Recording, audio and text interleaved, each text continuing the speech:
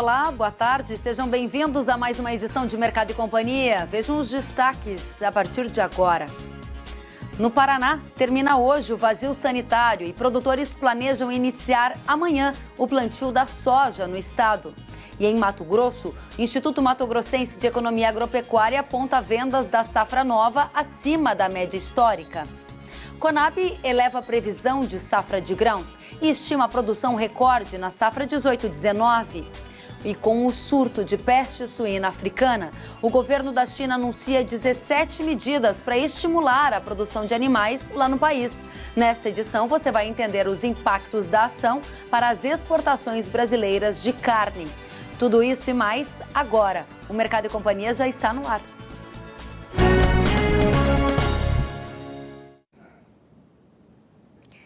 Em Mato Grosso, produtores acreditam que o plantio pode atrasar, já que o tempo está seco e as chuvas regulares tendem a aparecer só a partir de outubro. Você está vendo as imagens lá de Mato Grosso, dessa secura toda que está atingindo o centro-oeste do país. E é para lá que a gente vai, lá para Cuiabá, em Mato Grosso, onde está o Luiz Patroni. Quando que os produtores planejam iniciar a semeadura por aí, Patroni? Boa tarde.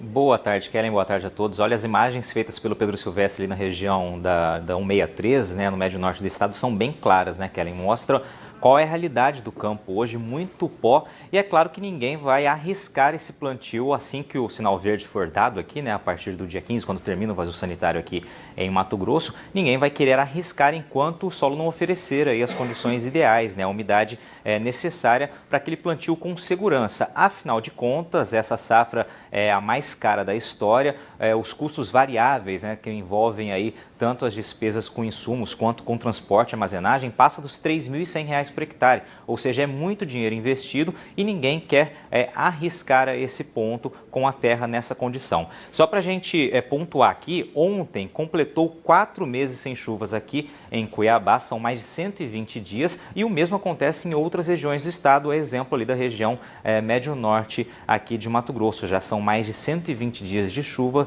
tempo muito seco, não oferecendo a possibilidade de plantio para esses agricultores. Você me perguntou quando os produtores vão plantar, né? Muitos estavam prevendo ali na 163 plantar a partir do fim do mês de setembro, início do mês de outubro, mas já estão vendo a possibilidade de rever esses planos, né? Jogar esse plantio lá para frente, lá para a primeira, segunda quinzena de outubro, só quando realmente houver chuva, a chuva chegar com a necessidade, com a quantidade ideal para garantir esse plantio com mais segurança. Kellen, afinal de contas, uma boa safra, né, ela tem que começar sempre com um bom plantio, então é importante ninguém arriscar aí nesse momento de seca tão pesada aqui em Mato Grosso. Agora, Luiz Patroni, os produtores estão, obviamente, acompanhando as condições climáticas e devem tomar essa decisão mais tarde esse ano em função das chuvas que ainda não trouxeram de volta a umidade para o solo, mas estão aproveitando para vender mais da safra nova que ainda não foi nem semeada em Mato Grosso. As vendas estão acima da média histórica para o período?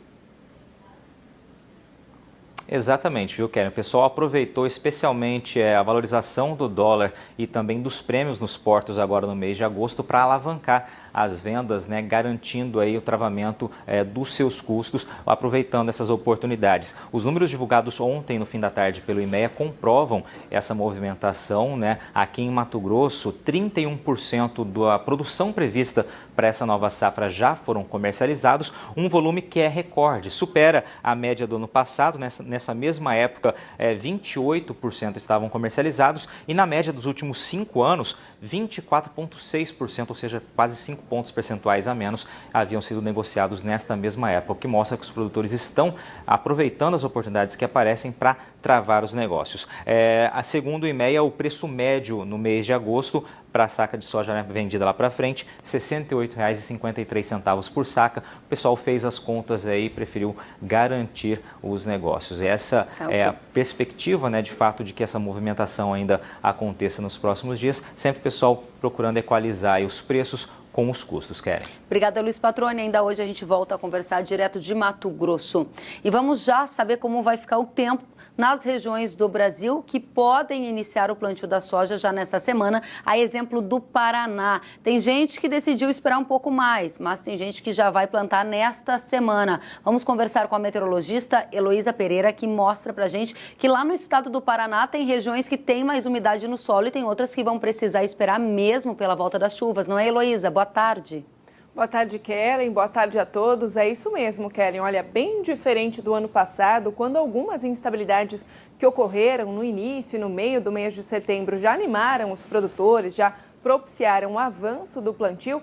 Esse ano, algumas áreas aí do norte do Paraná, também e interior do Brasil, seguem com condição de tempo seco. A gente deu um zoom aqui na região sul para mostrar que hoje, Kellen, tem instabilidade forte no extremo sul do Brasil, mas que o Paraná e grande parte do Brasil central está ainda com tempo bastante seco. E se a gente observar essas áreas em laranja do mapa, que pega aqui desde o noroeste do Paraná até todo o Brasil central, centro-norte, Matopiba, a gente ainda observa um padrão de tempo muito seco, como o Patroni acabou, inclusive, de mostrar aí nas imagens sobre o meio norte do estado de Mato Grosso. E olha, falando primeiro do Paraná, a chuva só deve retornar na virada do mês de setembro para outubro, quando também consegue avançar aqui para algumas áreas do estado de Mato Grosso, sul de Mato Grosso, na verdade, e grande parte de Mato Grosso do Sul.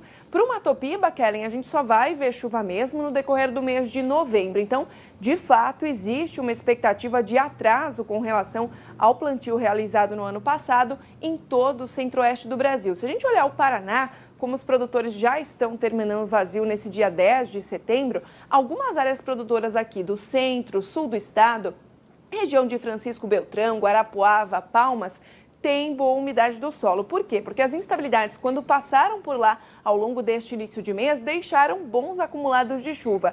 Por outro lado, essas áreas do noroeste paranaense, a gente até observou chuva no início do mês, a gente teve relato lá em Maringá de pelo menos 40 milímetros em algumas áreas produtoras, mas depois disso a chuva não foi frequente, não foi volumosa, então o tempo voltou a secar e a gente observa que algumas áreas aqui desse noroeste também apresentam apenas 10% de umidade no solo. Se a gente for olhar o mapa de chuva do dia 10 até o dia 18, então pegando esses primeiros 8 dias, né, sem o vazio aí no estado do Paraná, os modelos de previsão acabam indicando tempo seco para a maior parte do estado paranaense e ainda muita chuva para áreas do centro e sul do Rio Grande do Sul, inclusive com acumulados aí que se aproximam dos 100 milímetros nas áreas de fronteira com o Uruguai.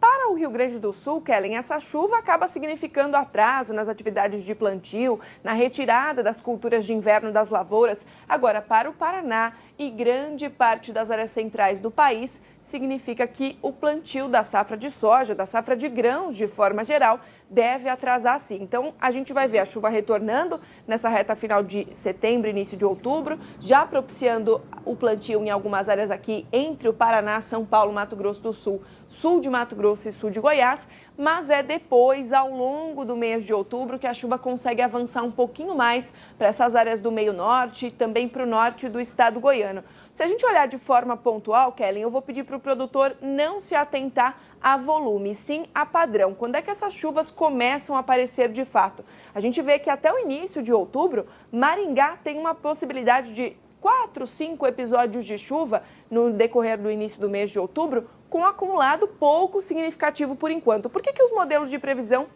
estão indicando isso, Kellen? Porque o modelo ainda tem dificuldade em reconhecer o rompimento desse bloqueio, ou seja, dessas chuvas que estão no extremo sul do Brasil e o tempo seco que está predominando no Brasil central. Agora, se a gente olhar para a região de Iraí, sobre o noroeste do estado do Rio Grande do Sul, a gente vê que o modelo acaba exagerando na quantidade de chuva lá no início do mês de outubro, porque ele ainda enxerga, né, um fluxo de umidade completamente direcionado ao extremo sul do país. O que dá para falar sobre esse padrão ao longo dos próximos dias, inclusive para o início do mês de outubro, é que essa chuva que chega ao Rio Grande do Sul também deve espalhar instabilidades por áreas do Paraná, São Paulo e também Mato Grosso do Sul. Então vamos aguardar os modelos de previsão se calibrarem para a estação que está vindo por aí. A transição, né, Kellen, entre inverno e primavera acaba deixando esses modelos com viés um pouco mais seco no Brasil central e concentrando a chuva no extremo sul do Brasil. Mas existe sim uma expectativa da chuva chegar e com um bom acumulado nessa virada de mês para o Paraná.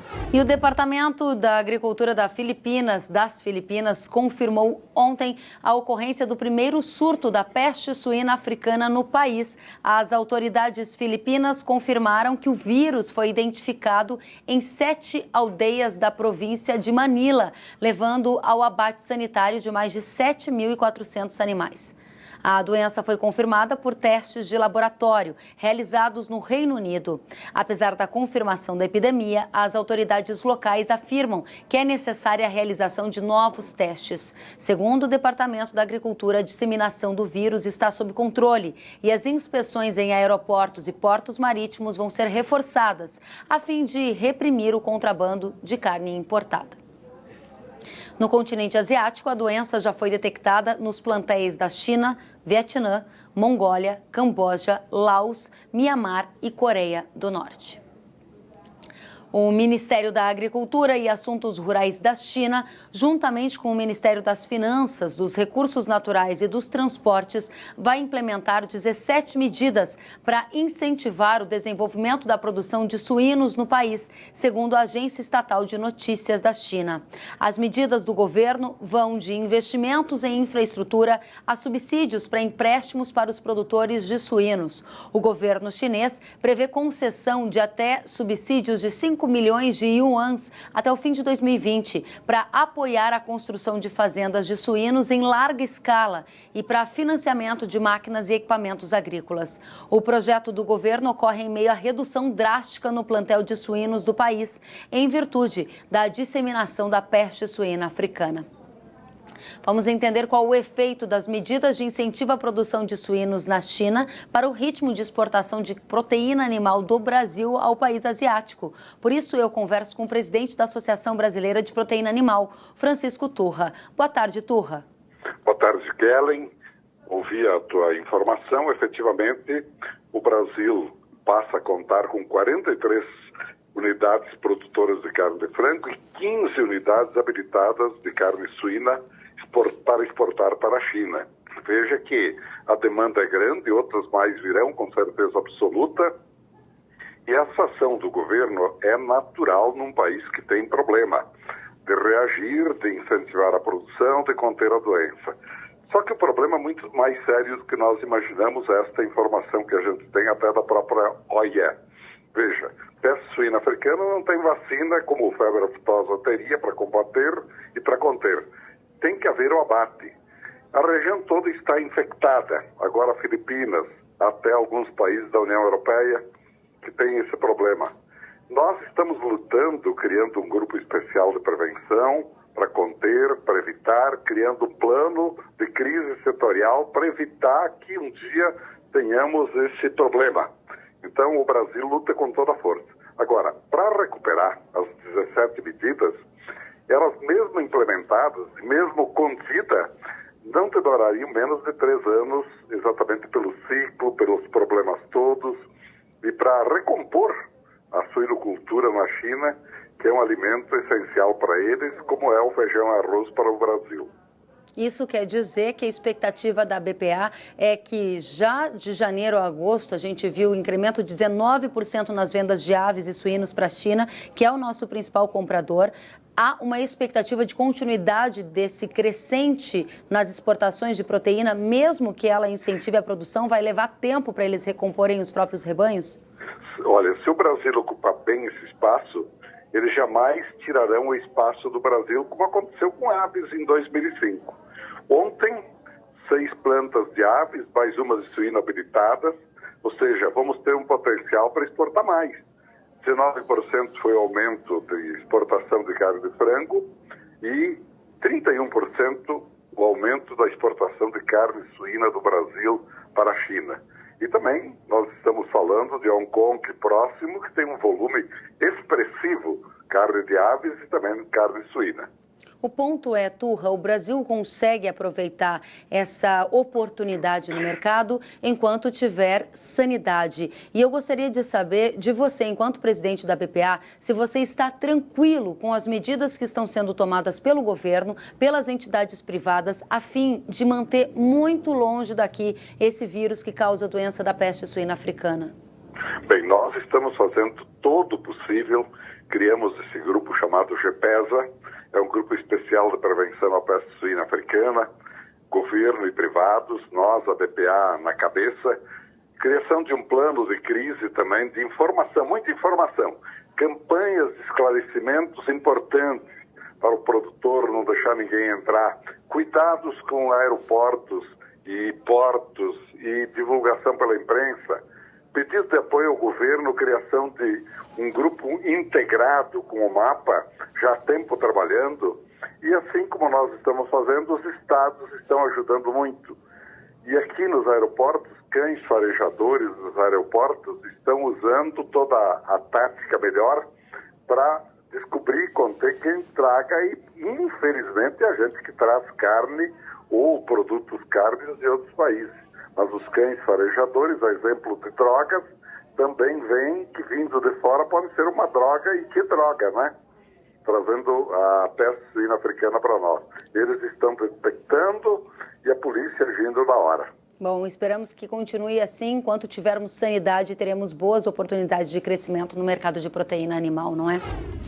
Sentiu falta de algum conteúdo? Acesse canalrural.com.br.